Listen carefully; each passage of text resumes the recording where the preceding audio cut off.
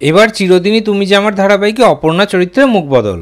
চিরদিনই তুমি যে আমার ধারাবাহিকে এতদিন আমরা অপর্ণা চরিত্রে অভিনয় করতে দেখতে পাচ্ছিলাম অভিনেত্রী দিতিপ্রিয়া রায়কে, কিন্তু এবার বিভিন্ন কারণে অপর্ণা চরিত্রে মুখ বদল। বেশ কয়েক মাস আগেই তো ধারাবাহিকে নায়ক নায়িকা অর্থাৎ জিতু কমল এবং দিতিপ্রিয়া রায়ের মধ্যে একটা ঝামেলা হয়েছিল, তবে সেই ঝামেলা পরে তারা মিটিয়ে নিয়েছিলেন। তারপর একসাথে আবারও কাজ করছিলেন তারা, কিন্তু আবারও দিতিপ্রিয়া রায় এবং জিতু কমলের মধ্যে একটা ঝামেলা শুরু হয়েছে।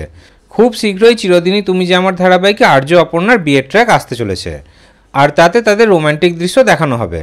খবর পাওয়া যাচ্ছে যে অভিনেত্রী দিতিপ্রিয়া রায় নাকি জিতু কমলের সাথে সেই রোম্যান্টিক দৃশ্যে শুটিং করতে চাইছেন না, সেই কারণে কল টাইমের থেকে অনেক পরে আসছেন অভিনেত্রী। জিতু কমলের সাথে একসাথে শুটিং করতে চাইছেন না তিনি। এই সব কারণে অভিনেতা জিতু কমল এবার নাকি ধারাবাহিক ছাড়ার সিদ্ধান্ত নিয়েছেন। তবে দর্শকরা চাইছে যে অভিনেতা জিতু কমল যেন ধারাবাহিক না ছাড়েন। অভিনেত্রী দিতিপ্রিয়া রায়ের যদি এতই অসুবিধা হয় তাহলে তিনি যেন ধারাবাহিকটি ছেড়ে দেন, আর অপর্ণা চরিত্রে যেন অন্য কাউকে নেওয়া হয়।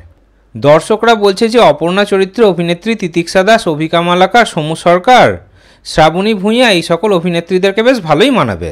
তাহলে আপনারা কি চান, আর্য চরিত্রে মুখ বদল হোক নাকি অপর্ণা চরিত্রে মুখ বদল হোক, নাকি তাদের মধ্যে ঝামেলা আবার ঠিক হয়ে যাক? আর অপর্ণা চরিত্রে যদি মুখ বদল হয় তাহলে কোন অভিনেত্রীকে নিলে ভালো হবে? এই সব বিষয়ে আপনাদের কি মতামত কমেন্টে অবশ্যই জানাবেন।